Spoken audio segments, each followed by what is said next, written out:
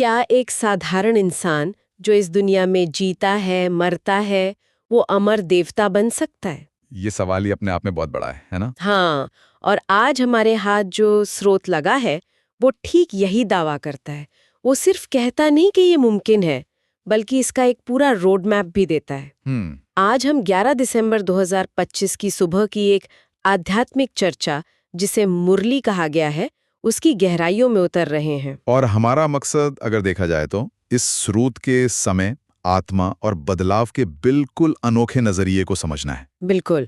हम ये देखेंगे कि ये मृत्यु लोक के इंसान से अमर लोक का देवता बनने की यात्रा का नक्शा कैसे खींचता है। और इस चर्चा को समझने के लिए एक फ्रेमवर्क बहुत जरूरी है। ये स्रोत कोई एक दो बातें नहीं बताता, ये एक पूरा कॉस्मिक विजन पेश करता है। अच्छा। हाँ, इसमें दो बिल्कुल अलग दुनियाओं की बात है।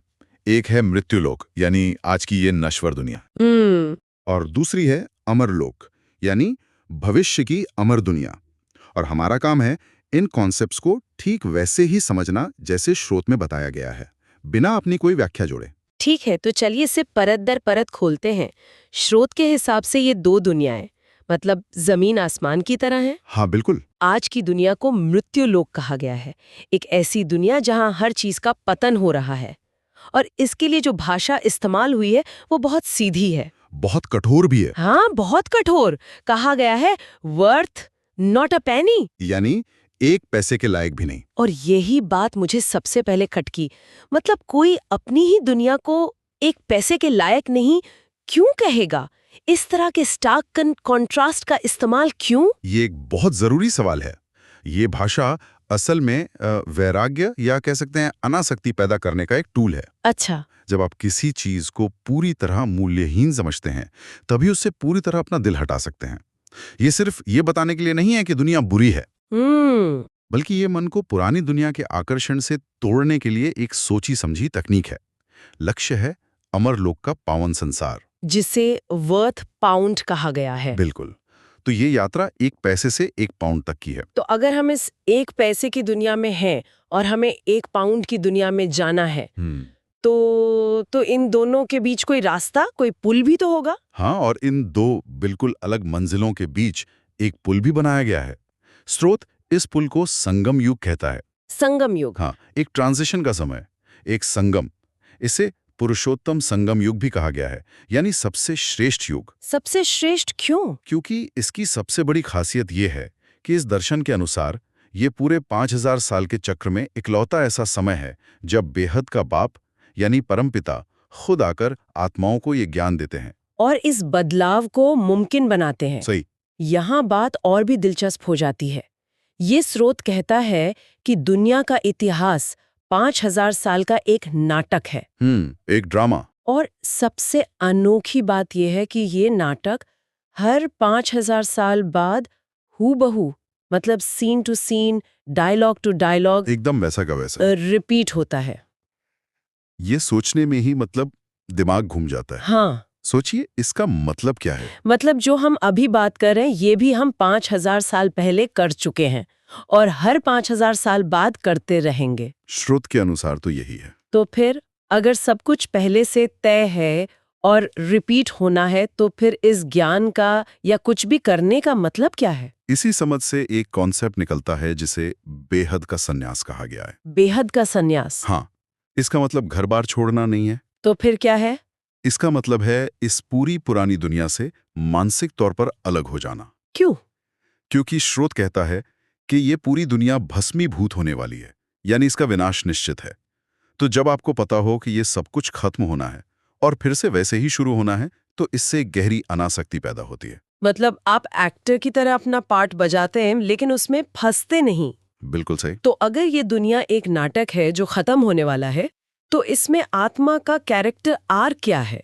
उसकी अपनी कहानी क्या है इस 5000 साल में? बिल्कुल। और यही पर आत्मा की 84 जन्मों की यात्रा का जिक्र आता है।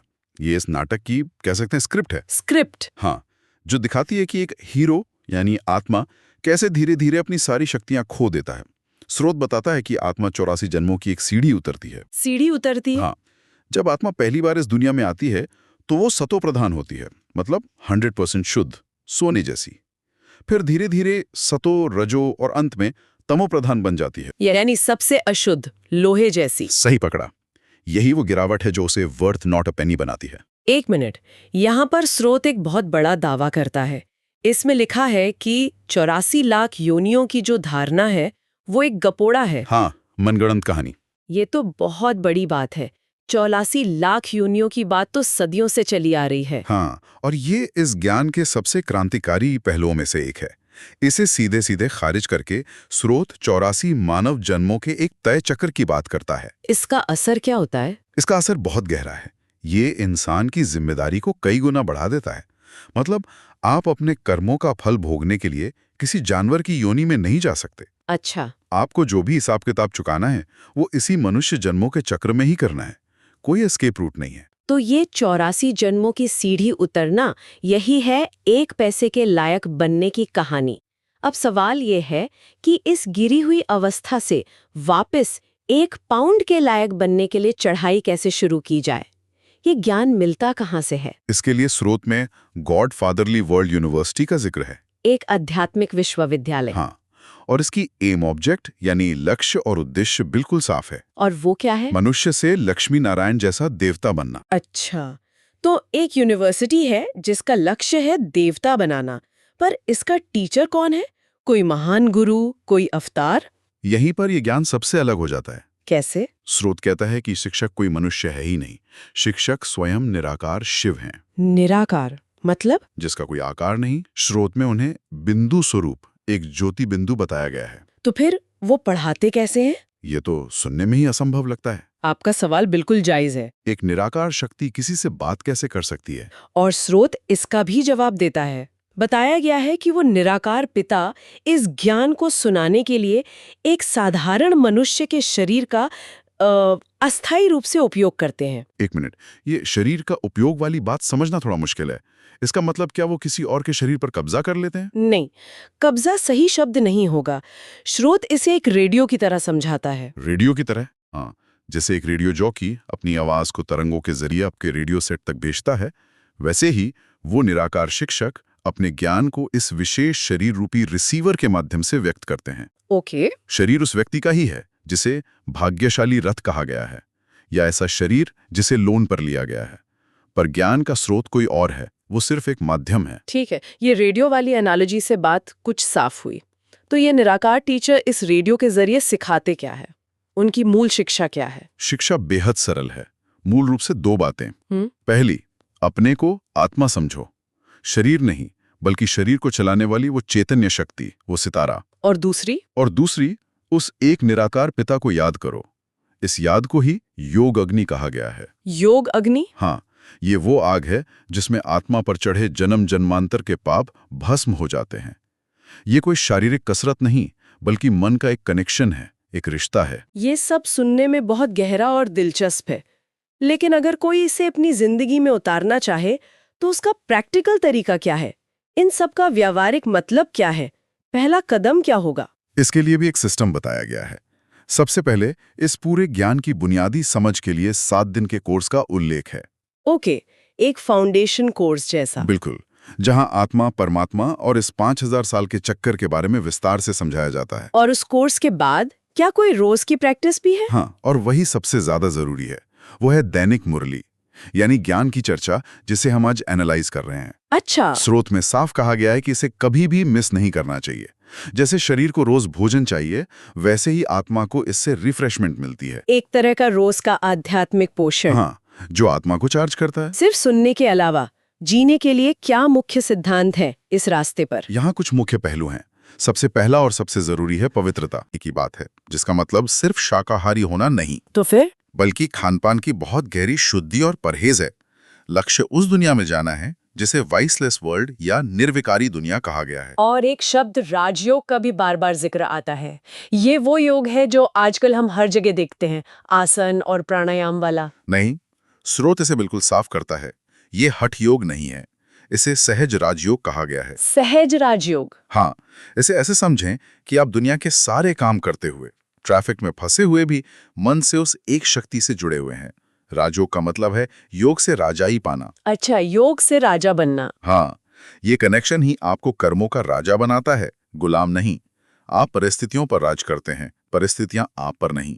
ये मन का योग है, तन का नहीं। तो अगर इस सारी पढ़ाई का सार एक लाइन में बताना हो तो वो क्या होगा? इस पूरी शिक्षा का निचोड़ एक मूल मंत्र में दिया गया है। स्रोत में मनम न भव शब्द का इस्तेमाल हुआ है, जिसका संस्कृत में अर्थ है अपने मन को मुझ एक में लगाओ। मनम ना भव। इसे एक ऐसी दवाई बताई गई है जिसके इस्तेमाल से आत्मा 21 जन्मों के लिए निरोगी या पवित्र बन सकती है। ये सारी शिक्षा का सार है, एक की याद। तो अगर हम इस पूरी यात्रा को संक्षेप में देखें तो ये तमो प्रधान से सतो प्रधान बनने की कहानी है। सही?